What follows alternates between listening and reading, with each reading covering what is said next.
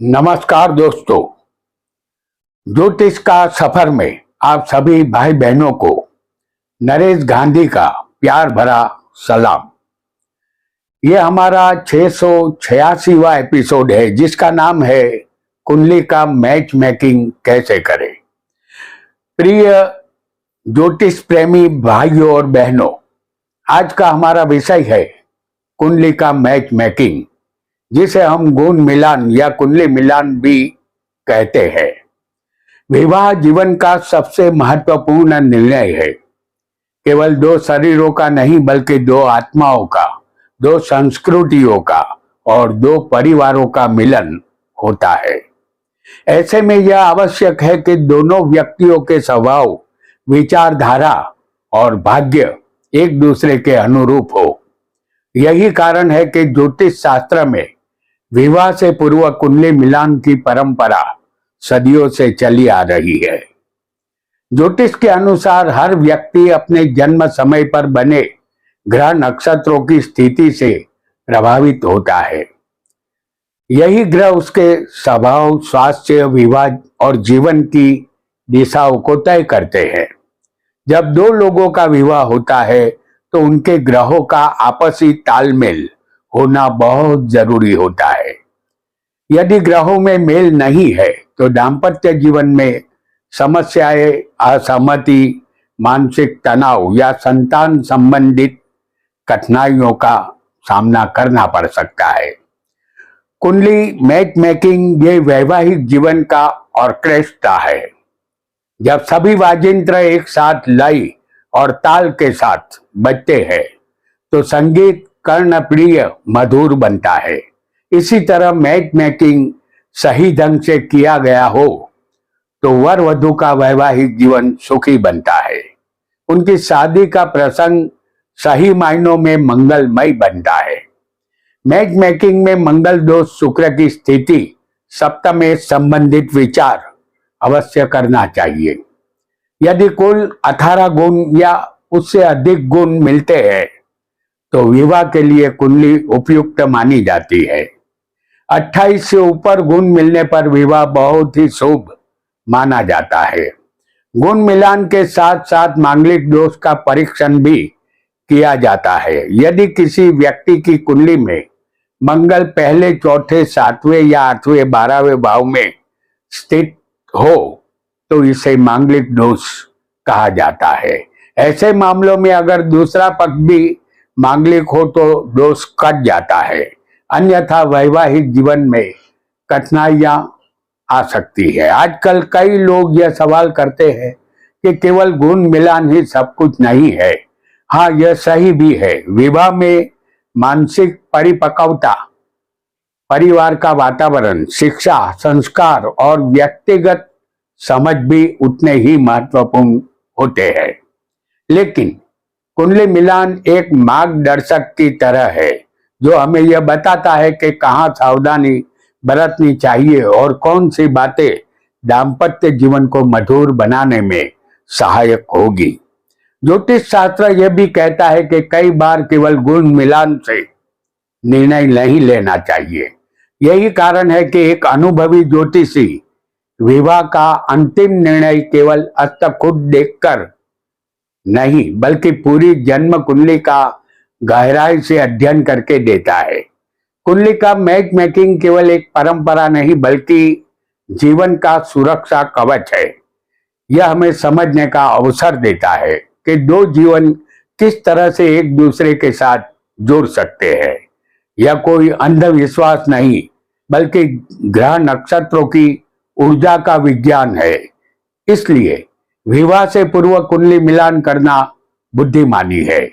हाँ, साथ ही ये भी याद रखें कि विवाह केवल गुण मिलान पर नहीं बल्कि आपसी विश्वास, प्रेम, समझ और धैर्य पर भी टिका होता है।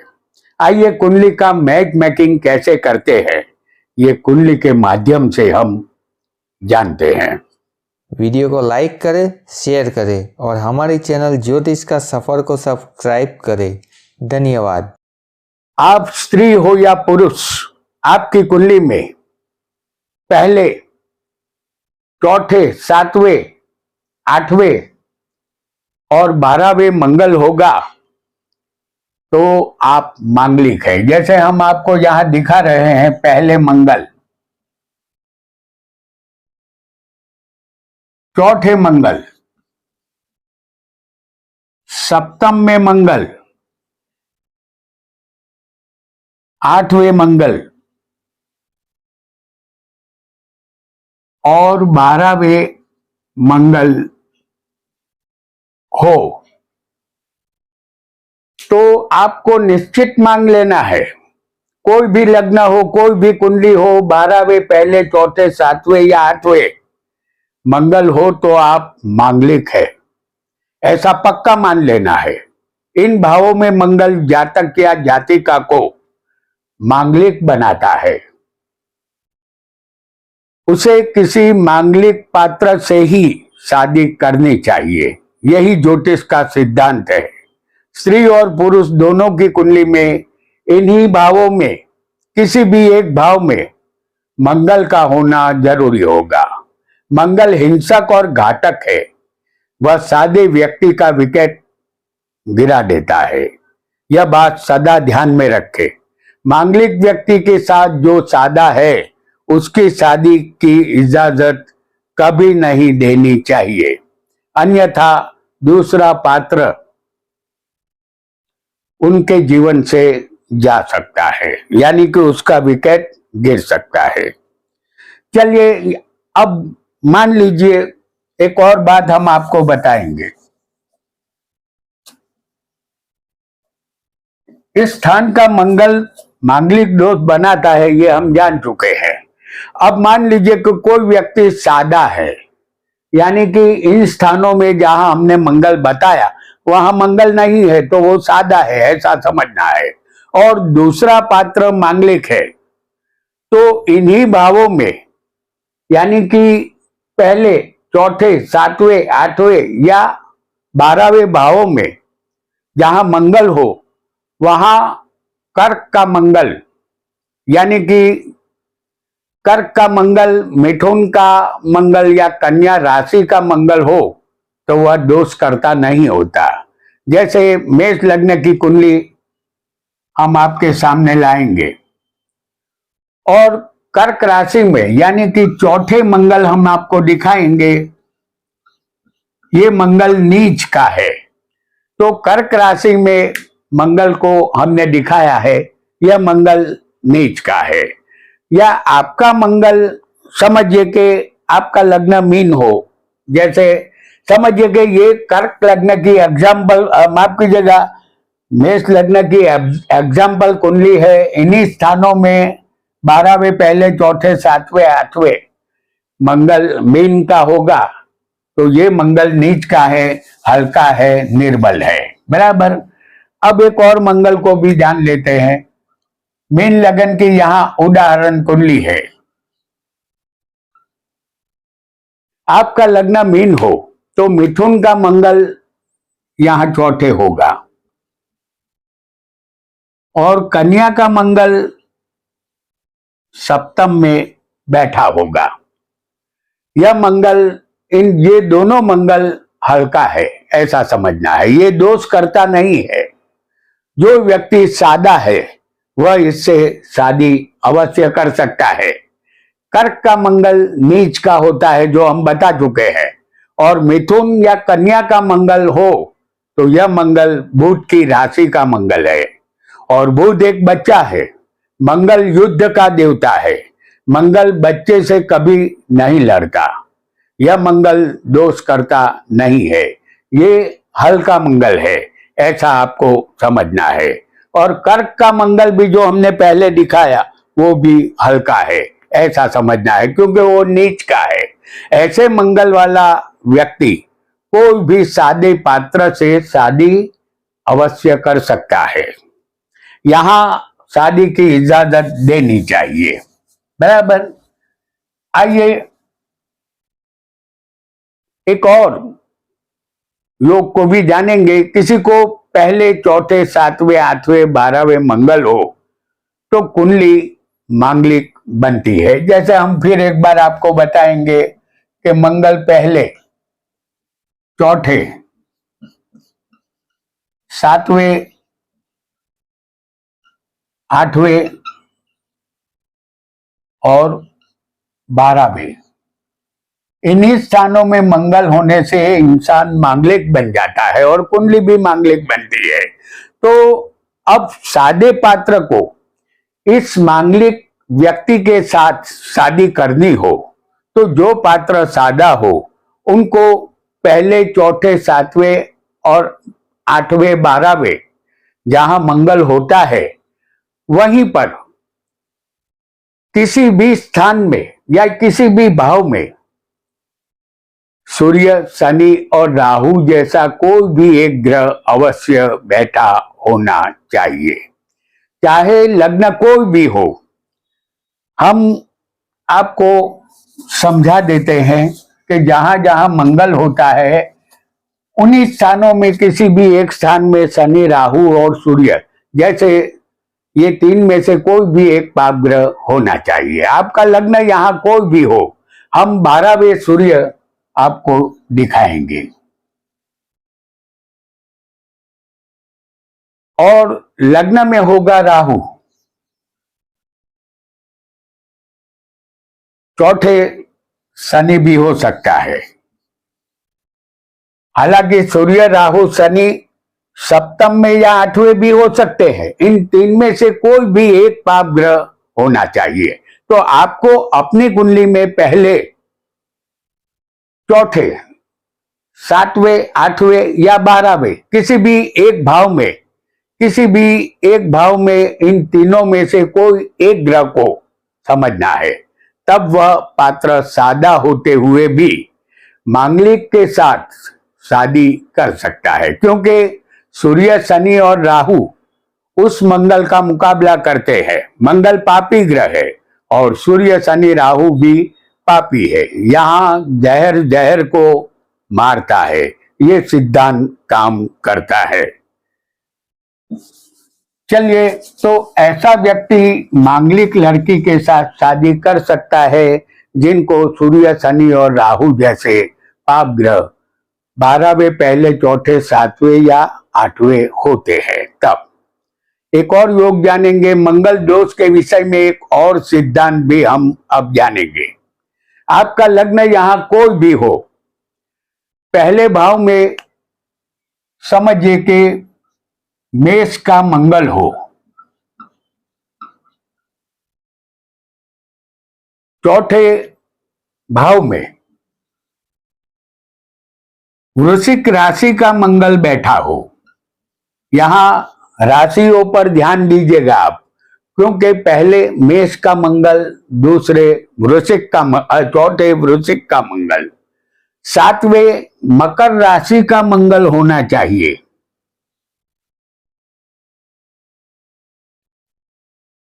और आठवें कर्क राशि का मंगल होना चाहिए और 12वें धनु राशि का मंगल होना चाहिए। ये मंगल इसी स्थान में होना चाहिए और हमने जो जो राशियां बताई है, जैसे 12वें धनु राशि, पहले मेष, चौथे वृश्चिक, सप्तम में मकर राशि और अष्टम में कर्क राशि का मंगल होना चाहिए। तो ये मंगल दोष करता नहीं है। सादा व्यक्ति ऐसे मंगल वाले से यहां शादी कर सकता है, यहां मंगल दोष करता नहीं माना जाएगा। ये ज्योतिष शास्त्र का सिद्धांत है। तो इन्हीं स्थानों में, इन्हीं राशियों में ऐसे मंगल को अगर यदि होता है किसी की कुंडली में, तो सादा व्यक्ति भी इनके साथ शादी कर सकता है, क्योंकि मंगल दोष करता नहीं बनता है। बराबर, इन्हीं राशियों में, इन्हीं स्थान में। बराबर। चलिए, अगला योग भी अब जान लेते हैं। अब मैच मेकिंग का एक और भी योग समझेंगे। अब कुंडली के सप्तम भाव पर हम दृष्टि डालेंगे। क्या सप्तम में छठे, आठवें या 12वें तो नहीं है, या छठे, आठवें या 12वें के मालिक सप्तम में तो नहीं है। आपके सामने उदाहरण कुंडली हम मेष लग्न की पेश करेंगे। इस कुंडली में सप्तम में जो है उसे हम, शुक्र बनता है सप्तमेश, उसे हम छठे स्थान में आपको दिखाएंगे। या यही सप्तमेश किसी की कुंडली में 8वें भी हो सकता है, और यही सप्तमेश किसी की कुंडली में 12वें स्थान में भी बैठा हो सकता है। तो किसी भी एक भाव में सप्तमेश को समझना है। इसी तरह आपको अपनी कुंडली का जो सप्तमेश बने उसे छठे, आठवें या 12वें समझना है। इसी तरह छठे के मालिक हम आपको दिखाएंगे, वो भी सप्तम में नहीं होने चाहिए। जैसे छठे के मालिक बुध है, तो ये सप्तम में हम दिखा रहे हैं। आठवें के मालिक बनेंगे मंगल, तो ये मंगल अष्टमेश होकर सप्तम में आया है। और 12वें के मालिक है गुरु। यह तीनों हम सप्तम में आपको दिखा चुके हैं। कोई भी एक ग्रह होगा तब भी चलेगा। यदि इनमें से कोई एक योग हो, समझ जाइए कि पति या पत्नी के सुख में शादी के बाद कमी आने वाली है या डिवोर्स की शक्यता भी रहेगी। इसी तरह यही योग नवमास कुंडली में भी आपको देखना चाहिए।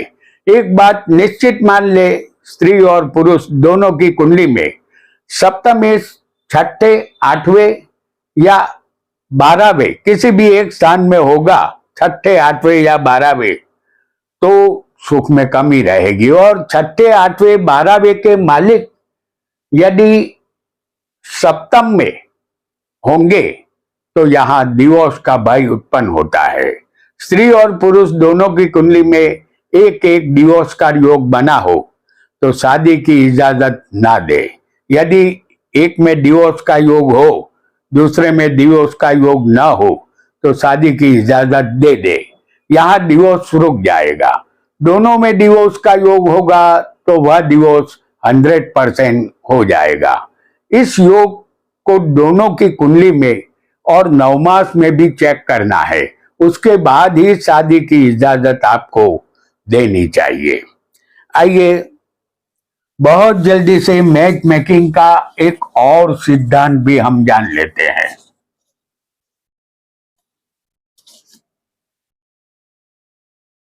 अब एक नजर हम सूर्य पर डालेंगे। स्त्री और पुरुष दोनों की कुंडली में सूर्य कभी भी आमने सामने नहीं होना चाहिए। आपका लग्न कोई भी हो, सूर्य को हम 10वें भाव में आपको दिखा रहे हैं। मान लीजिए यह पुरुष की कुंडली है और पुरुष की कुंडली में सूर्य 10वें भाव में है। अब स्त्री की कुंडली में सूर्य चौथे भाव में बैठा होगा।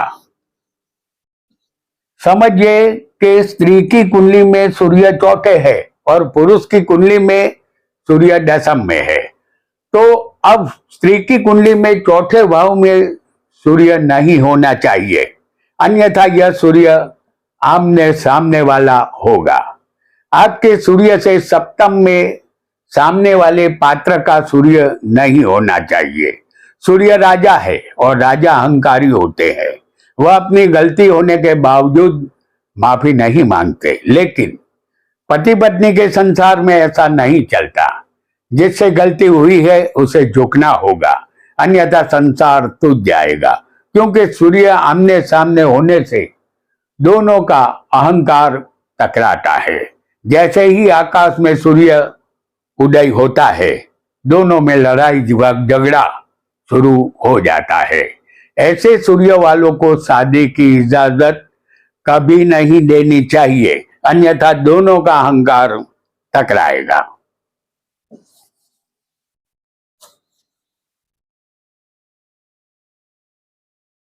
एक पात्र का लग्न सिंह हो और दूसरे पात्र का कुंभ लग्न हो। यहां हम आपको बता दें, मान लीजिए कि ये पुरुष की कुंडली है, उसका सिंह लगन है। अब सामने वाली जो लड़की है, जब हम मैच मेकिंग करते हैं और सामने वाली लड़की का समझिए कि कुंभ लगन है, तो शादी की इजाजत न दे, क्योंकि चाहे गुण कितने भी ज्यादा मिल रहे हो, उसी तरह ऐसा मान लीजिए कि किसी लड़की का लग्न कर्क है और लड़के का लग्न मकर है, तब भी साफ इनकार कर दे, क्योंकि सिंह और कुंभ में शत्रुता होती है। इसी तरह कर्क और मकर में भी शत्रुता है। तो यहां एक बात समझिए कि सिंह और कर्क सूर्य चंद्र का लग्न है और मकर और कुंभ इसके मालिक शनि है। लग्न स्त्री और पुरुष का शरीर है और शनि चंद्र सूर्य के दुश्मन है। यहां दोनों का शरीर एक दूसरे से कट्टर दुश्मनी रखता है। यहां शादी से साफ मना कर देना उचित होगा, बराबर, क्योंकि ऐसी शादी जब भी कुंडली मिलान के समय ऐसे लग्न आ जाएंगे दोनों के, तब सीधा इनकार करना है, कुछ भी नहीं सोचना है, आगे कुछ भी देखने की जरूरत ही नहीं होती। दोनों की कुंडली में शुक्र पाप कर्तरी योग में फंसा हो तो दाम्पत्य जीवन का सुख नहीं मिलेगा। शुक्र को हम लग्न में दिखाएंगे। आपका लग्न चाहे कोई भी हो, शुक्र कहीं भी बैठा हो सकता है, लेकिन वो पाप कर्तरी में नहीं होना चाहिए।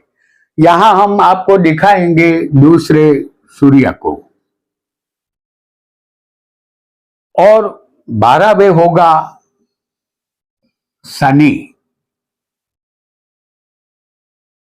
शुक्र यहां दो पापी ग्रहों के बीच में पाप कर्तरी योग में फंस गया है।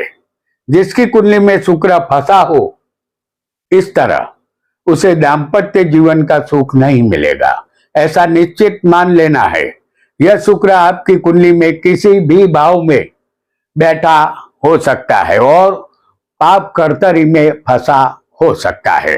तो ऐसा शुक्र होने पर समझ जाइए कि उस पात्र को सामने वाले पात्र का सुख नहीं मिलना है, यानी कि दाम्पत्य जीवन में कमी करने वाला ये योग है। आप स्त्री हो या पुरुष, आपकी कुंडली में सप्तम भाव पति पत्नी का होता है। यह स्थान पाप कर्तरी योग में फंसा नहीं होना चाहिए। इस कुंडली में हम छठे दिखाएंगे राहु को। आपका लग्न कोई भी हो, छठे हमने राहु को दिखाया है और अष्टम में बैठा होगा मंगल। ये दोनों पापी ग्रह है। यहां सप्तम स्थान पाप कर्तरी योग में फंसा है। सप्तम स्थान पति पत्नी का होता है। वैवाहिक जीवन का सुख ऐसा योग नहीं देता। यह योग पति पत्नी में कलेश उत्पन्न करता है। कुंडली का मैच मेकिंग करते समय सप्तम भाव पाप कर्तरी में न हो, उसका ध्यान आपको रखना होगा। बहुत जल्दी से एक अन्य योग को भी हम जानेंगे। सप्तम भाव जन्म कुंडली का सेंटर पॉइंट है। स्त्री हो या पुरुष, सप्तम में केतु होगा, जैसे हम आपको यहां दिखा रहे हैं कि सप्तम में केतु है। सप्तम में केतु होगा तो केतु पति पत्नी संबंधित प्यास देता है। सप्तम में केतु वाला व्यक्ति समाज की दृष्टि से पति पत्नी होते हैं और एक साथ भी होते हैं, लेकिन मानसिक रूप से वह अलग अलग होते हैं। यहां मैच मेकिंग से दोनों को अपने जीवन साथी से प्रॉब्लम अवश्य रहता है, ऐसा निश्चित मान लेना है। शुक्र राहु की युति किसी भी भाव में होगी तो ऐसे स्त्री पुरुष अपने जीवन साथी के लिए विश्वास लायक और वफादार नहीं होते। इस युति को हम लग्न में आपको दिखा रहे हैं। शुक्र और राहु, इनका प्रेम विवाह हो सकता है। उनमें वासना के आकर्षण का तत्व होता है। शादी के बाद निसंतान होना, आपस में प्रेम का कम हो जाना, लड़ाई झगड़ा होना, अपमान और पत्नी के सिवाय अन्य पात्र की तरफ आकर्षित होना और निष्फल होना जैसे फल शुक्र राहु का मिलता है। ऐसे पात्र से मैच मेकिंग करना बेकार है, क्योंकि यहाँ दिन में तारे नजर आते हैं। तो दोस्तों, कुंडली मैच मेकिंग कैसे करें यह हमने जाना। सप्तम पर शुभ ग्रहों की दृष्टि या खासकर गुरु की दृष्टि शुभ असरकारक साबित होती है। वैवाहिक सुख मिलता है। इसी सप्तम पर पाप ग्रहों की दृष्टि पति पत्नी में कलह उत्पन्न करती है। ग्रहों के बिना सिर्फ गुण मिलान के आधार पर जो मैच मेकिंग किया जाता है वह अधूरा होगा। मैच मेकिंग के साथ विष कन्या योग, द्विभार्या योग, विवाह विच्छेद योग और वैधव्य योग भी मैच मेकिंग करते समय अवश्य देखें। और हमारा यह एपिसोड यदि आपको पसंद आया हो तो लाइक, शेयर और सब्सक्राइब अवश्य करें। वीडियो कैसा लगा यह कमेंट में अवश्य बताएं। आपका बहुत बहुत धन्यवाद, धन्यवाद, धन्यवाद।